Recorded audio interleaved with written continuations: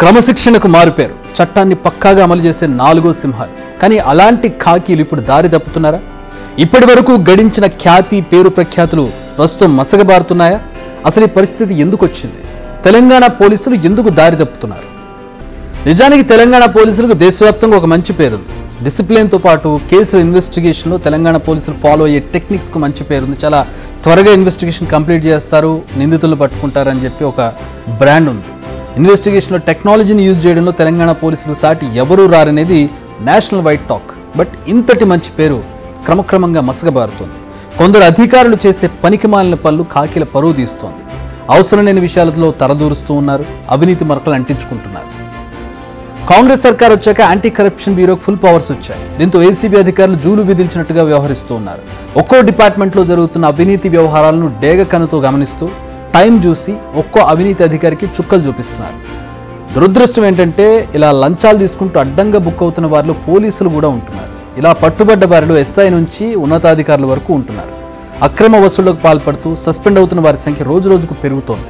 నిజానికి పోలీస్ డిపార్ట్మెంట్లో అవినీతి అనేది చాలా రోజులుగా ఉన్న విషయం, ఇదేం కొత్తగా చెప్పాల్సిన అవసరం లేదు. కానీ ఈ మధ్య అది విపరీతంగా పెరిగినట్టుగా డేటా తెలుస్తోంది.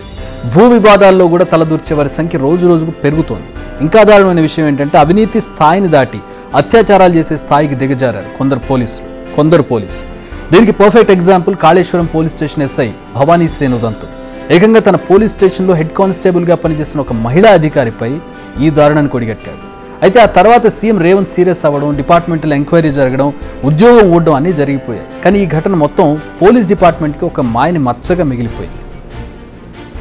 కింది స్థాయి అధికారులు ఇలా ఉంటే ఉన్నత స్థాయి అధికారుల పరిస్థితి మరోలా ఉంది. కొందరు ఎస్పీల తీవ్ర వివాదాస్పదమవుతుంది. విధుల నిర్వహణను గాలికి వదిలేసి సొంత పనులపై ఫోకస్ పెడుతున్నారని తెలుస్తోంది. ఉన్నత స్థాయి అధికారుల పరిస్థితి ఇలా ఉంటే ఇక భయంతో పనిచేయాల్సిన అధికారులు ఎలా పనులు చేస్తారు? అందుకే చాలామంది కింది స్థాయి అధికారులు ఎస్పీ, కమిషనర్లను కూడా లెక్క చేయడం లేదు. దీనికి పొలిటికల్ లింక్స్ కూడా ఒక కారణం అని చెప్పొచ్చు. అసలు ఎంక్వైరీలు జరగవు, ఒకవేళ జరిగినా తమకు నేతల అండ ఉందనేది వీళ్ళలో కనిపిస్తున్నటువంటి ధీమా. మచ్చుకొని ఎగ్జాంపుల్ చూద్దాం. నారాయణపేట జిల్లాలోని వుడ్కూర్ పోలీస్ స్టేషన్ మనకు గుర్తుండే ఉంటుంది. అక్కడ భూ వివాదంలో దాయాదుల దాడిలో ఓ వ్యక్తి మరణించాడు. అంతకుముందు తాను కొట్టి చంపుతున్నారు, కాపాడనంటూ డయల్ 100కు ఫోన్ చేసిన స్థానిక ఎస్ఐ స్పందించలేదు. దీనికి మూల్యం ఆ బాధితుడి మరణం. భవానీ శ్రేణుదంతం మనం ఇప్పటికే డిస్కస్ చేశాం. ఆ తర్వాత సిసిఎస్లో ఏసీపీగా పనిచేస్తున్న ఉమామహేశ్వరరావు ఆదాయానికి మించిన ఆస్తుల కేసులో అరెస్ట్ అయ్యారు. నిజానికి ఆయనపై గతంలో అనేక ఆరోపణలు ఉన్నాయి. ఒక్కరూ పట్టించుకున్న పాపాన పోలేదు. చర్యలు తీసుకోకపోగా 1500 కోట్ల స్కామ్ జరిగిన రియల్ ఎస్టేట్ వ్యవహార కేసును ఆయనకే అప్పగించారు. దీంతో ఆయన అందిన కాడికి దోచుకున్నారన్న ఆరోపణలు మొదలయ్యాయి. ఆయనపై ఏసీబీ రైడ్ చేసింది. ఇక అదే సిసిఎస్లో సిఐ సుధాకర్ 3 లక్షల రూపాయల లంచం తీసుకుంటూ రెడ్ హ్యాండెడ్గా దొరికారు. ఇక రిటైర్డ్ అధికారి భన్వర్లాల్ కేసులో ఐపీఎస్ ఆఫీసర్ నవీన్పై పోలీసులు కేసు నమోదు చేశారు. కొందరు అధికారులు అయితే ఏసీబీ వాళ్ళని చూసి రోడ్లపై పరుగులు పెట్టిన ఘటనలు కూడా ఉన్నాయి. ఇలా చెప్పుకుంటూ పోతే అనేకం. ఆఖరికి బీఆర్ఎస్ హయాంలో అతి ముఖ్యమైన దారుణాల్లో ఒకటి ఫోన్ ట్యాపింగ్ కేసులో అరెస్ట్ అయిన వారంతా పోలీసులే.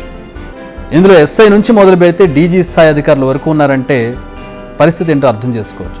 గతంలో పోలీస్ డిపార్ట్మెంట్లో ఎప్పటికప్పుడు రివ్యూలు జరిగాయి. దీనికోసం పోలీస్ డిపార్ట్మెంట్లో ప్రత్యేక ఏర్పాట్లు కూడా ఉండేవి. ఎవరైనా అధికారి శృతి మించుతున్నారన్న సమాచారం అందితే స్పెషల్ బ్రాంచ్ వారిపై ఫోకస్ చేసేది. అవసరమైతే వారిని బదిలీ చేసేవారు, లేదంటే కొంతకాలం పక్కన పెట్టేవారు. అత్యవసరమైతే అధికారికంగా వారిపై విచారణ చేపట్టేవారు. ఇవన్నీ చేయడంతో సిబ్బందిలో తమను గమనిస్తున్నారన్న భయం ఒకటి ఉండేది. కానీ ఇప్పుడు ఆ పరిస్థితి లేదు. అందుకే ఇప్పుడు సీఎం రేవంత్ స్పెషల్గా పోలీస్ శాఖపై ఫోకస్ చేసినట్టుగా తెలుస్తోంది. ఇప్పటికైనా తమ తీరు మార్చుకోకపోతే వేటు తప్పదని వార్నింగ్ ఇస్తున్నారు సీఎం రేవంత్. ఇప్పటికే కొందరిని సర్వీస్ నుంచి తొలగించడంతో పాటు చాలామంది సస్పెన్షన్లో ఉన్నారు. మరి వీరిని చూసైనా మిగిలిన వారు అప్రమత్తమై బాధ్యతలను ఎరిగి ప్రవర్తిస్తూ చట్టాన్ని ఫాలో అయితే వారికి, వారి ఉద్యోగాలకు మంచిది.